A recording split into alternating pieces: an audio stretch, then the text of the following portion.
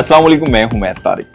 नाज़रीन, मशहूर TikToker Bilal math को कल गिरफ्तार किया गया तो सोशल मीडिया पर एक कंपेन चलाई गई या एक जो हैशटैग था वो वायरल होता रहा मुख्तलिफ प्लेटफॉर्म्स पर कि स्टैंड विद बिलाल मार्थ। वो एक शरीफ इंसान है, वो लोगों को मोटिवेट करता है, एक ओवरसीज है, इसे गिरफ्तार नहीं करना चाहिए था। आज इस पर तफसील के साथ बात करेंगे कि बिलाल मार्थ को गिरफ्तार करना क्या गलत था या दुरुस्त था। दूसरा ये कि बिलाल मार्थ को क्या हसद ने या हसद में गिरफ्तार करवाया गया, इसके पीछे क्या कोई प्लानिंग थी।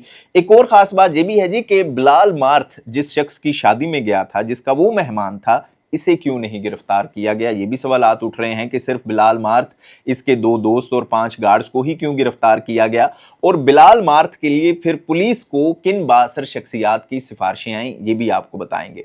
और बिलाल मार्थ का जो एक साथी है जो फैसलाबाद से आया था, वो किस शख्सियत का बेटा है, इसकी जो मुकम्मल तफसीलात हैं आज की वीडियो में आपको बताएंगे। इस वीडियो को एंड तक जरूर देखिएगा। नाज़रीन, बिलाल मार्थ को मंडी बहाउद्दीन के एक मैरिज हॉल से गिरफ्तार किया गया। वो इनके एक दोस्त वकील की शादी में वहां पर मौजूद थे और इस शादी में दूसरे टिकटॉकर्स भी उस वक्त आए हुए थे, सियासी लोग भी थे। हुआ ये कि बिलाल मार्थ का एक दोस्त इस्लामाबाद से आता है, इस्लामाबाद से इसका ताल्लुक है और इस दोस्त का नाम भी बिलाल है, जो कि सीसीटीवी वीडियो में आपको नजर आ रहा है। ये अपने 3 गार्ड्स के साथ वहां पर एंट्री डालता है। बिलाल मार्थ इन्हें खुद वेलकम करने के लिए जाते हैं और फिर अंदर आकर शादी हाल में वो अपने इसी दोस्त और गार्ड्स के साथ वहां पर बैठ जाते हैं।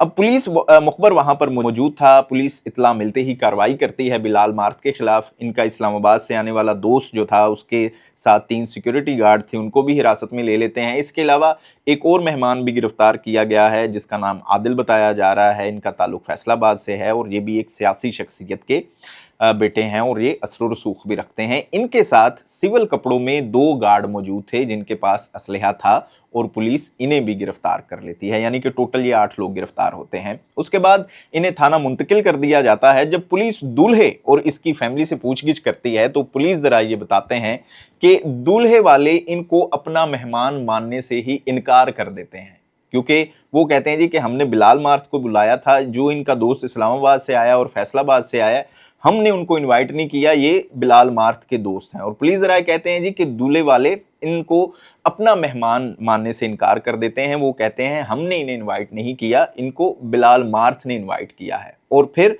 इस तरह ये 8 लोग वहां से गिरफ्तार हो जाते हैं। अच्छा जी, पुलिस राय का कहना है जी कि बिलाल मार्थ के साथियों से जो या उनके गार्ड्स से जो असलहा बरामद हुआ है वो गैर कानूनी था और जिनका लाइसेंस था वो भी जाली लाइसेंस थे। और बिलाल मार्थ के साथ गिरफ्तार होने वाला जो इनका दोस्त था, जो इस्लामाबाद से आया हुआ था, जिसका नाम भी बिलाल है, ये पहले भी असलहे के केस में एक दफ़ा जेल जा चुका है। जबकि जो दूसरे दोस्त के साथ, जो फैसलाबाद वाला दोस्त था, इसके साथ जो गार्ड्स थे उसके ऊपर 9 से ज़ायद मुकदमात हैं। और पुलिस ज़रा ये भी दावा कर रहे हैं कि बिलाल मार्थ की गिरफ्तारी रुकवाने के लिए दर्जनों बाअसर शख्सियात की कॉल्स भी आई, जिनमें कुछ मौजूदा और साबका सियासतदान भी हैं, कुछ मौजूदा और साबका सरकारी अफीसर हैं और इसके अलावा नामवर सोशल मीडिया स्टार्स भी हैं। जाहिर है कि असर रसूख है, लोग इनको जानते हैं। और अब ये है कि इन 8 लोगों की जमानत हो चुकी है।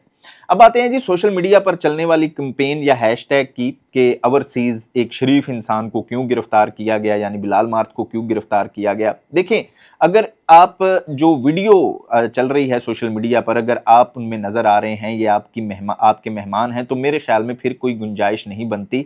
और बेशक बिलाल मार्थ अब असलहा कल्चर की नफ़ी करते हैं। उन्होंने अपनी शादी पर भी ये वाज़े पैगाम दिया था कि कोई भी यहाँ पर असलहा लेकर ना आए, लेकिन CCD के आने से कबल आपने देखा होगा कि बिलाल मार्थ की वीडियोज़ में अक्सर हमें असला बरदार गार्ड उनके साथ नज़र आते थे।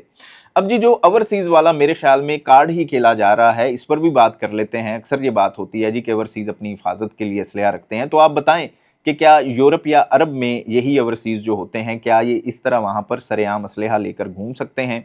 दूसरा ये कहा जाता है जी कि लोगों की यहाँ पर दुश्मनियाँ हैं, इनकी जान को ख़तरा है, इनको अगवा कर लिया जाता है। ये हकीकत है, लेकिन इस पर CCD क्या कहती है। CCD कहती है जी कि आपके पास असलहा होना चाहिए लेकिन वो नज़र नहीं आना चाहिए। आप अपनी हिफाजत के लिए गार्ड रखते हैं, बेशक 100 रख लें, लेकिन वो असलहा कवर होना चाहिए, नज़र नहीं आना चाहिए, शो ऑफ नहीं होनी चाहिए। आप असलहा गाड़ी में रख सकते हैं, आपका गार्ड छोटी गन कपड़ों में ढांप कर रख सकता है, गार्ड के पास हैंड बैग में वो असलहा रखा जा सकता है। 100 तरीके हैं, लेकिन असलहा शो नहीं होना चाहिए। क्योंकि देखिए कि कभी आप देख लें कि वज़ीर आज़म भी अगर पाकिस्तान के हैं, साहब हैं या अब के हैं, उनके साथ गार्ड्स मौजूद होते हैं जो ख़ास तौर पे सफारी सूट में जो पब्लिक में उनके साथ मौजूद होते हैं। वो आपको उनके पीछे स्टेज पर भी नज़र आएंगे, स्टेज के आगे भी नज़र आएंगे।